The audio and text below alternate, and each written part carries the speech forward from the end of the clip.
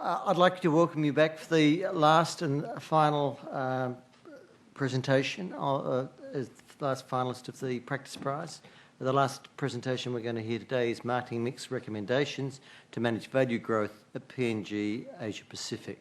The authors of the presentation are V. Kumar, Ajay Fan, P. Venkat and Rohit Gulati, and they're going to talk about what they did to help P&G succeed in the Indian market. Thank you very much. Thank you very much, John. Thank you, all of you. It's really a pleasure and honor to be here today.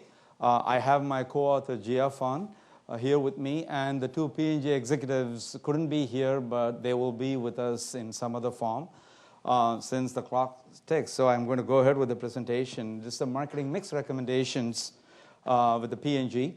The product category that we are talking about here is the detergent market, and the P&G brands in this market are Ariel and Tide. And there are three tiers. Ariel belongs to the tier 1, which is the super premium tier, and its competitor is Surf Excel.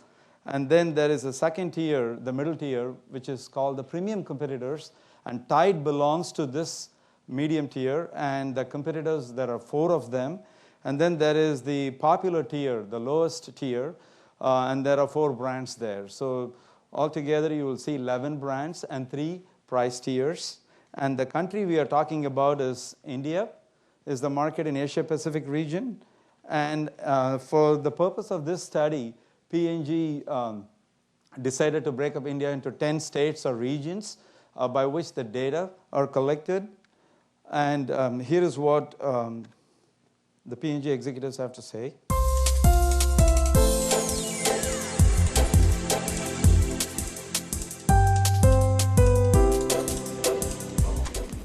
Hi, my name is Venkat and I head the marketing analytics practice for P&G in Asia.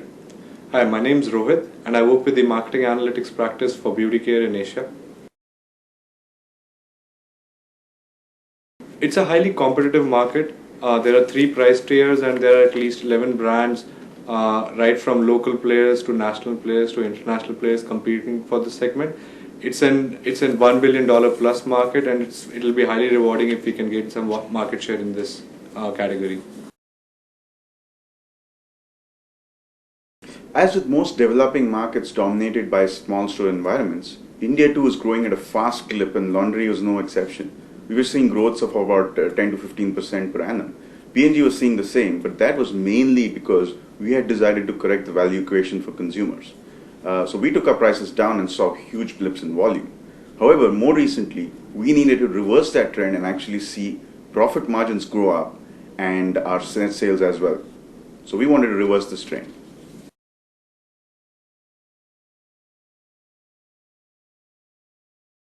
There are 3 key business questions which we're looking to answer using this project. Number 1, were there any opportunities to take price up to grow profits and revenue in this category?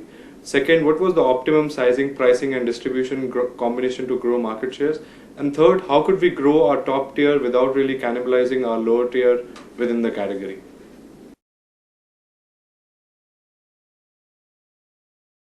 Oh yes, most certainly. Actually, Dr. V. Kumar and his group helped us build some very simple, sophisticated models, yet used a practitioner's approach to actually help us make those very implementable. So we did get all of our answers.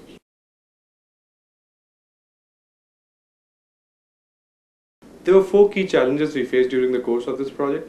Number 1 was data related. Unlike most of the developed markets, we don't get weekly point of sale data in developing markets. Hence, the only thing we had was the shipment data to the stores, and that was the biggest challenge for us. The second was obtaining the competition data regarding to its marketing mix activities. That itself was a huge challenge for us. The third challenge that we faced was with regards to finalizing the suitable modeling approach to answer all the key business questions that we had. And the fourth and final challenge that we faced was with respect to estimating the impact of competition's reactions on our products.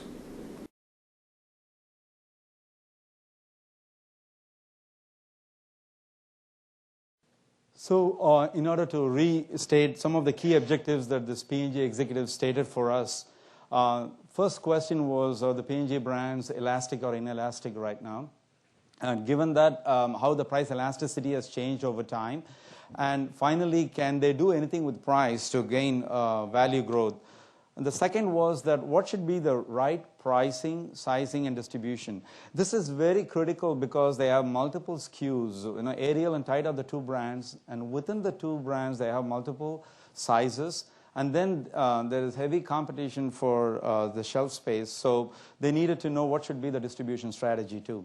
And all these things they want to achieve, the value growth, without cannibalizing their own brands. And this is critical because Ariel and Tide belong to two price tiers. So as you lower the price of the top tier brand, what happens to the sales of the next tier brand? And so that is critical. So we need to address these challenges.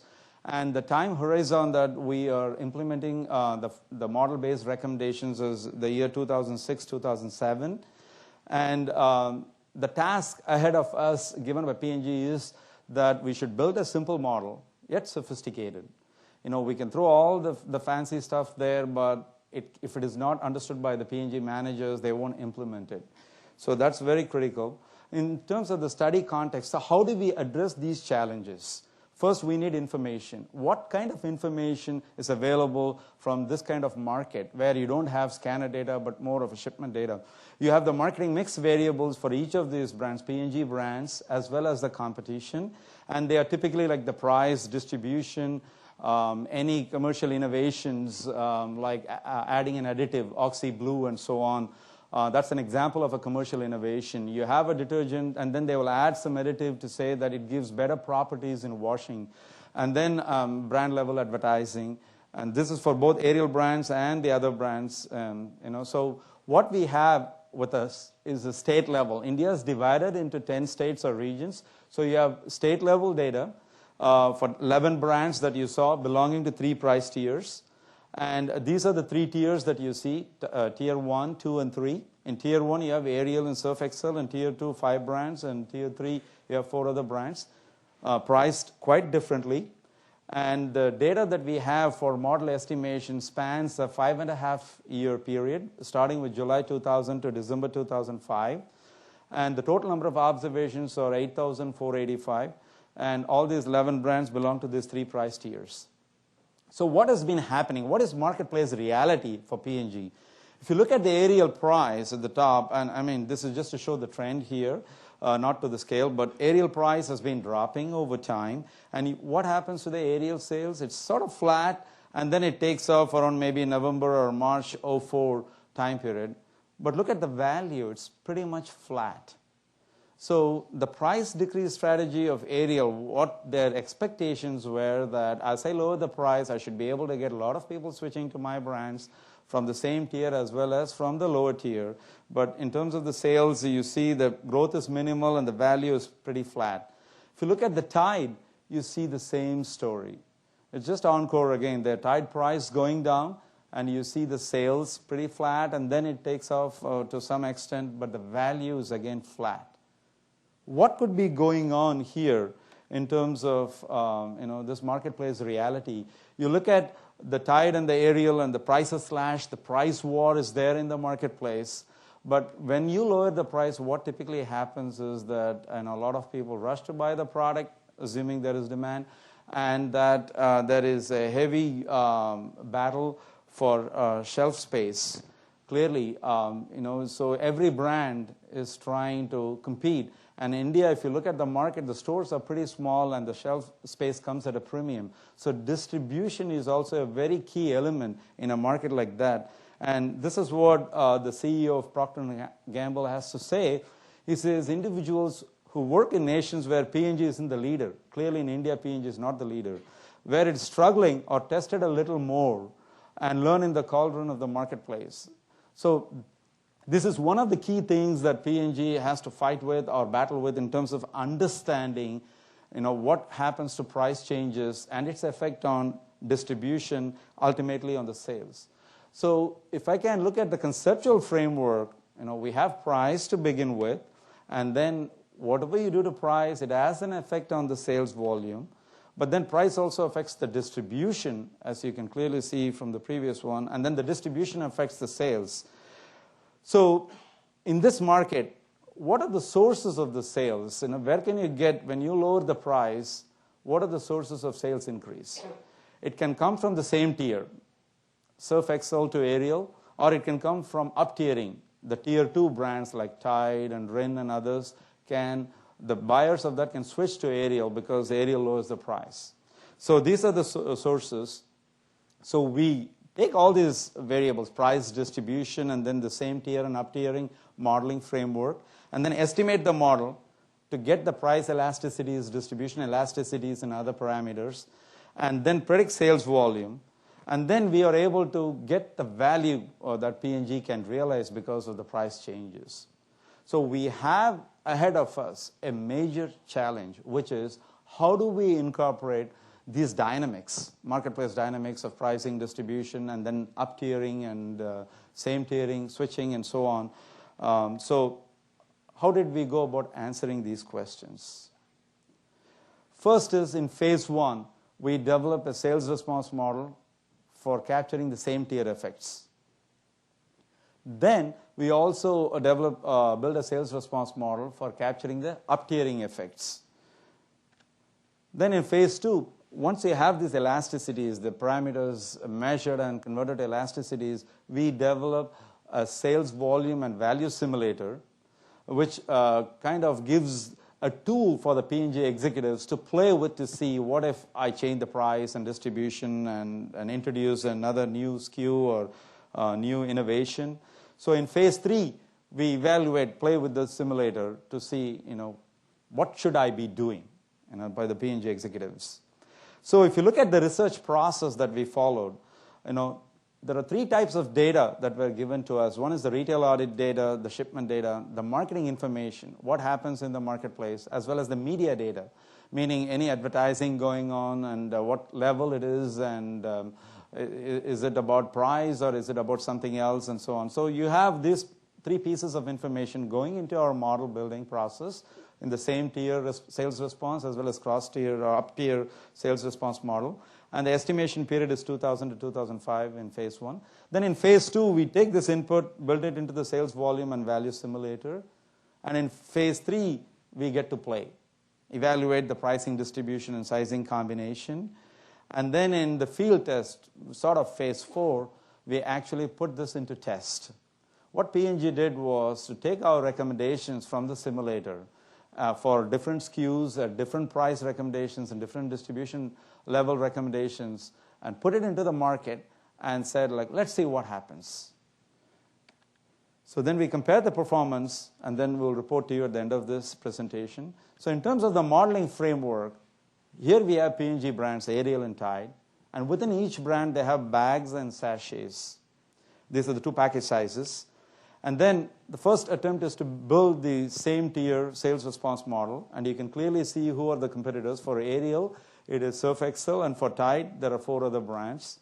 Then you have the up-tiering models, the sales response models, and there you see clearly for Ariel, it has to pull sales from the lower tier, the next tier, tier 2, and for Tide, it has to pull sales from tier 3. And we have this complex system of sales and distribution as a system of equations, because by now we have demonstrated to you that the effect distribution has on sales, as well as the price, what effect it has on distribution.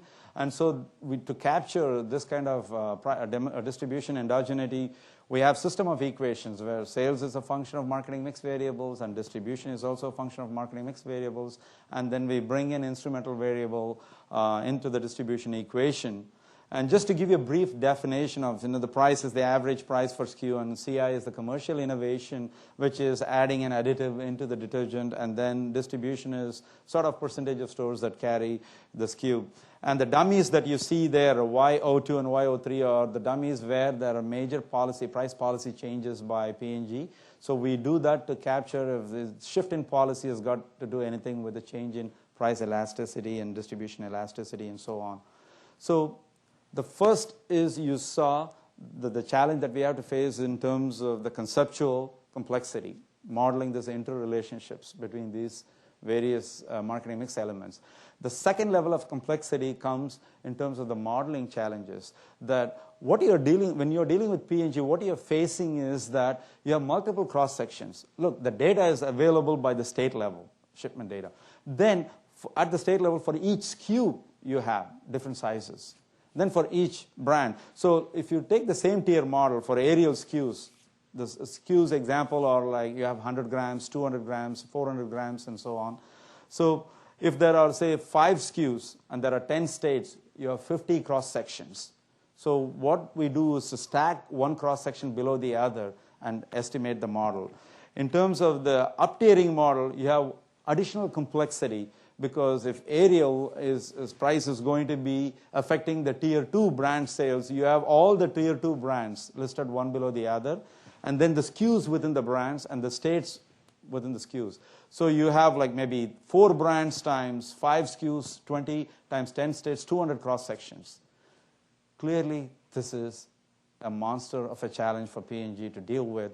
And for us too, in terms of the academic literature, this kind of a mega problem is something we face it for the first time. So you have this kind of a cross-section. So how do we go about estimating this model? So there are 3 things we have to bring in terms of model estimation. One is we have data at the cross-section level. And therefore, we got to capture, the model is built at the lowest level, in a local level, at each cross-section. But then somehow we got to bring in these estimates in a process where the cross-sectional differences are accounted for. But at the same time, finally, when we implement the policy for P&G, it has to be done at the national level. So how did we go about first estimating this model? We had for each cross-section, we estimated an individual 2-stage least squares, given the system of equations that we have. And then we calculate the mean squared error for each cross-section, basically actual minus predicted square. And then you also have the dispersion of these estimates. For example, if you have 2 cross-sections and we estimate 2 price parameters for each cross-section, P1 and P2, then what we are doing is using P1, we measure the mean squared error for the first cross-section. Using P2, the second price parameter, we measure the mean squared error for the second cross-section. And then if the average price parameter is called P bar, the average of P1 and P2 is P bar, then how much each of these price coefficients deviate from this P bar. So that's the dispersion estimate. So by doing individual 2 SLS, we have a coefficient for each cross-section. Then we also do a pooled regular RCR, meaning like across all cross-sections, since we are stacking, what is a random coefficient estimate? And there is a way that we can directly get from individual 2-stage least square estimates by weighting it as the inverse of the sum of mean squared error and dispersion. So we have this, and we combine these two to get a new one called individual weighted RCR, where we show that this kind of estimate has got the minimum mean square linear unbiased estimator. So this is something very uniquely done in this study, and it is one of the key contributions of this study. So when we do this and estimate the parameter and then try to predict the sales, what happens? And the evidence is right in front of you, where you see the actual sales and the predicted sales really follow one another. So the fit is excellent. Now the question is that, how do we use this information? So first is we translate these price parameters and distribution parameters all into elasticities.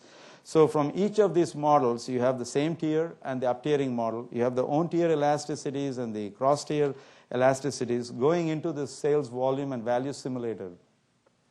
Look, I said a minute ago that we are estimating the model at the lowest level of cross-section, and so the elasticities are also available at that level. But we are able to aggregate it to a national level, single elasticity for each SKU, for each brand, and therefore we put this into the simulator. And what happens to the price elasticity at the national level when you look at it? Phenomenal observation, which is in 2003, the elasticities are very high, but in 2004, it drops down, and 2005, it drops down further. And if you really look at it, there is a downward trend. What could be happening here? One of the things that P&G was really surprised is, although they had insights about it, but never tested in the marketplace, as P&G is a new entrant, they came around like 99, 2000, around that time, and they, people started buying this brand, and over time, people formed preferences. So there is this brand loyalty, strong brand preferences are formed, and therefore, you see the brand becoming inelastic over time. So how do we take advantage of this? So we put this information into the sales volume and value simulator. We create this. And here is the way that we implement this simulator. For example, aerial SKU 500, the price per pack is the units, local units, 52.2. And then if you change the price here to say a new price, 56.3, what happens? So clearly, you see the price was changed by 8%, and then it resulted in a value change of incremental difference of 2,705 Indian rupees in thousands. If we change the same thing using the simulator, 15% increase in this 500-gram distribution, and also we bring in one commercial innovation, some kind of an additive or some property, then what happens? Clearly, with the distribution going up by 15%, that results in a value change of 3,000 or 3 million Indian rupees. This is monthly changes that we are recording here. And similarly, with an innovation, bringing one innovation into the marketplace, the value change is about 500,000 Indian rupees for a month.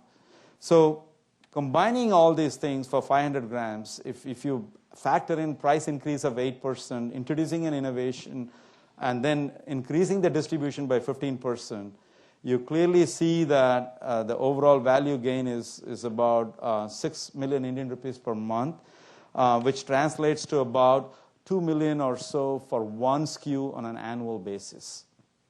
This is just with one brand. So this is the way P&G was able to play with modifying or varying different aspects of the marketing mix elements and then registering the total change. So we saw the demonstration of price going up in this simulation. What happens if we bring the price down? So because P&G was expecting if the price goes down, that could be a big pull from the lower tier. So in terms of the up-tiering effect, you clearly see that if the price is brought down, there is a volume gain for both 500 grams and aerial 20 grams as an illustration. But look at the value change, it's negative. So clearly, given the market conditions, if P&G continues to bring the price down, they're not going to see a value change. So our recommendation was that in terms of simulation to field study, migrating there, using the simulator, we told them which SKUs have the highest potential for sales volume and value gain. And then based on our recommendations, P&G adjusted the prices for different SKUs at different levels. And then the distribution also was adjusted, and two innovations were introduced in the marketplace. And then we collected the data, same data in 2006 and 2007, early 2007, to conduct the impact analysis.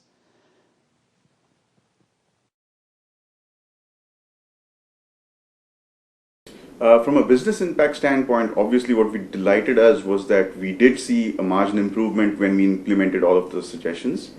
From an analytics standpoint, there were two major gains. One was the use of a simulation tool that helped us estimate at a SKU level which SKUs were more sensitive to pricing and what pricing up we could take. The second important thing was to estimate the effect that pricing had on distribution, which in turn had an effect on volumes. So these were the two big things that we got out of this project, which I think nobody else could have actually given us. We had three big gains from the study. Number one, we got to know that we could take price ups on our SKUs and still gain market share. Second, we got to know which key sizes we needed to compete in various categories, and hence we introduced those sizes. The third thing that we got to know was how much distribution we needed to gain to increase our market shares.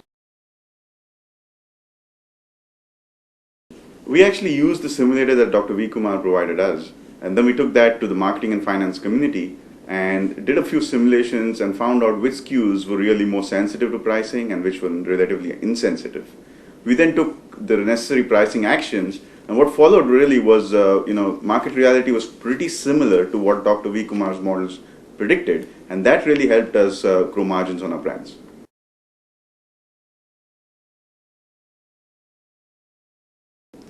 This study has been very valuable for us, and we think that we can use this study's approach not only for other product categories within this region, but also for various other regions for various other product categories. So in terms of the field test, what was the actual gain? Did the recommended pricing, distribution, and sizing strategy benefit P&G? And if you look at the bags and sachets for Ariel, clearly you'll see that in terms of the bags, increasing price on the average across SKUs by 9.5% and distribution by 17% and so on. And with two innovations, volume increased by 22%, value by 34%, resulting in about $8.4 million in a 12-month time period. And for the sachets, you can clearly see, the sachets, the price increase was only marginal, 2.6%, whereas the distribution went up big time because, they found, from our models, we found that there is a heavy opportunity for distribution to be increased there. And then the value went up by $5.5 million. Similarly, for Tide, you see $20 million. But when Tide sachet is a different story. See, clearly the product was very inelastic. So P&G increased the price by 43%, and the distribution was brought down because naturally the demand at that level would go down, and so distribution was brought down, and the gain was $5.8 million. So totally, if you look at it, it's $39.3 million total gain. So what is the overall impact on value? In 2005, P&G, say, made X million dollars. In 2006, if they had followed the same course of action, they would have made clearly X plus $4 million, using the trend. But they followed our strategy, and then they made $39 million. Clearly, there was a significant benefit in following or adapting to the model-based recommendations. So if you can pause for a second and look at this $39 million, really look at the sources.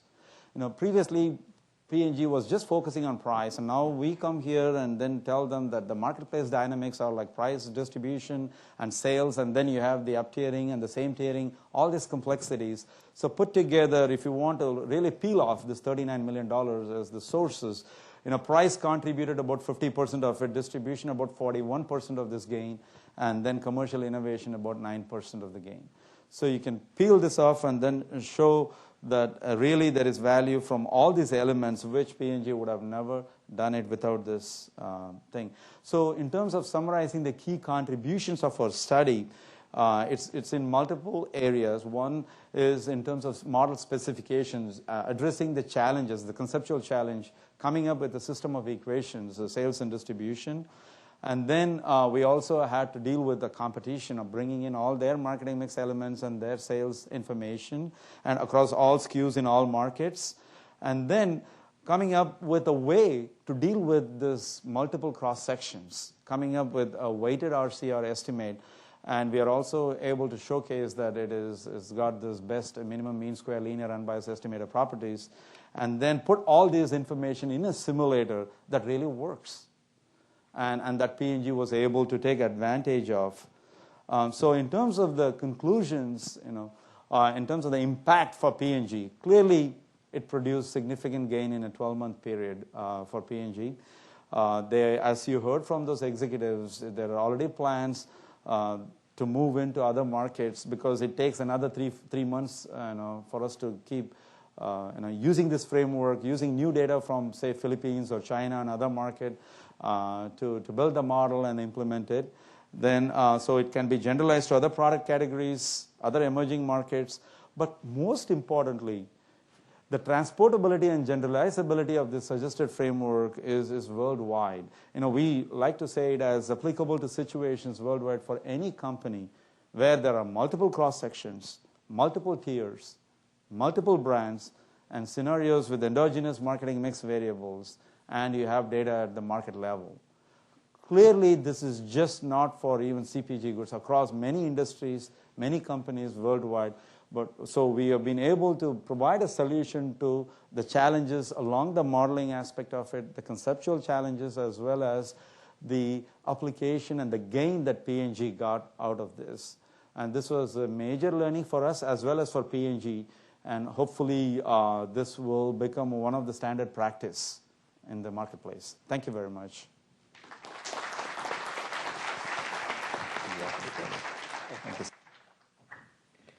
Now, Chuck Weinberg and Russ Weiner are going to address some questions to VK and his co-author. First of all, I want to thank you for a really interesting presentation. It's sort of great to hear this wonderful application. One of the things that struck me in reading the paper and listening to your application is how dynamic the market is. We saw the price elasticity change over time. One brand increased its price by 43%. So that naturally leads to the question of how often do you have to update your model? How long are your estimates good for? Very good question. What happened is that as we built the simulator and as they were playing with this, the first recommendation was implemented like April 2006. And then towards September or October, they said now we have additional data. Now see, if you can recommend the same policy to continue or not. And now we were able to see that the market is really accepting this price, and the price parameters didn't change that much at that point in time. But we told them that after a year's data is available, we would like to re-estimate this. And I think it's definitely we can expect changes, how it will affect. But we didn't see that within the 3 or 4 months of implementation that there was a need to update the model. But given a chance, the best model would be to have some kind of an updation into the prediction, and then constantly recommend the strategies for them. But then it's a big company, it's a big country, that they cannot change the policy as and when they feel like. So as you saw the price trend, they try to stick it to some level, at least for a stable period of time, so that there's no confusion in the consumer's mind. And then they bring it down when there is full information. So while modeling-wise, we are capable of bringing this updation, you can use the Kalman filtering approach and so on, but implementation-wise, it doesn't go well with them. So can I ask you to follow up and be a little more specific? So it should be not too short, not too long, but what is not too short? Like you say annually, every other year? Annually, at least, we recommended that. In our report, we gave it to them that we would like to reevaluate this every year. I have a question about the role of the commercial innovation variable in the model. It seems like that you've taken what is essentially a qualitative variable related to different kinds of additives or whatever comes under the title commercial innovation, and quantified it just by counting the number of commercial innovations. I'm wondering how well that can handle different kinds of commercial innovations. I mean, there are a whole range of things, from additives to package design changes and things like that, which seem to be difficult to be captured by just counting the number of innovations. True, it's a valid criticism, but in terms of, again, model simplicity, we started with a very basic model and gradually built the complexity. Because I should say we had to deal with so much of complexities. The complexity is 30 cross-sections to 120 cross-sections to finally 300 cross-sections. So we couldn't bring in more complexities through other things. So we started simple in terms of variable specification and saw whether we are able to predict.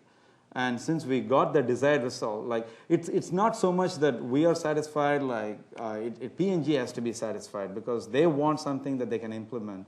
So definitely, if we have the luxury of playing with it, we would bring in some kind of qualitative features into the model, but this is what we could do under these circumstances. Okay, actually, as I was listening to your presentation, another thing struck me. And that was the role of competition. And both in your estimation and in your simulator, what do you assume about how competitors behave? I mean, if Procter & Gamble raises the price for a product by 43%, is the competition going to follow? What was your assumption? Yeah, we had a section on competitive reaction also modeled there, but in the simulator, there are multiple components, so we decided to focus on this. Yes, we sort of applied, using a model that we had developed 10 years ago on modeling competitive reaction. And our expectation was that if P&G raised the prices, competition also will raise, and we told P&G that's going to happen. And as we said, Surf Excel also raised the prices in this time period. Clearly, we anticipated that, we modeled that, we anticipated that, and that exactly it happened. That's why they were very pleased with, I don't know if anybody has worked with P&G, it's hard to please them. But they were pleased with the fact that the predictions came out to be true in a complex market like this. Thank you. It's sort of related to my first question. the issue is the model again, and the fact that you specified a linear form. It's perhaps worth understanding why you didn't specify some kind of nonlinearities, especially, going back to the commercial innovation, whether diminishing returns to additional, changes, or even nonlinearities with respect to the typical, marketing mix variables like distribution or other kinds of variables. So actually, originally we had advertising in the model, and we did S-shape transformation, and advertising was not significant. Then, we also tried some log forms, but finally we decided on this linear model because this model gave us really good model fit, and we did some predicted versus actual. It works very well too. So and also P&G require us to do a simple model which they can understand and easy to implement. So and then so that's why but for elasticities, I don't think the linear form would be a problem, because if we use log forms, then probably they wouldn't give us change of elasticity over time as a linear form, because from our elasticity calculation, it's based on the coefficient of the model as well as the current time period price and the quantity. So so that's why we use the linear form. Just a quick follow-up. You mentioned predictions, and we saw the great fit of the model to the data. Did you also test it on holdout samples as opposed to fitting it on the same sample? Yes. The way we build the model is just use first 4.5 years data and then use the holdout sample to see how well it fits. Then take the entire data and then re-estimate the model so that we get the last period elasticity, and then project for 2006 and 7 onwards. Clearly, that's the standard process that we follow. Okay, thank you.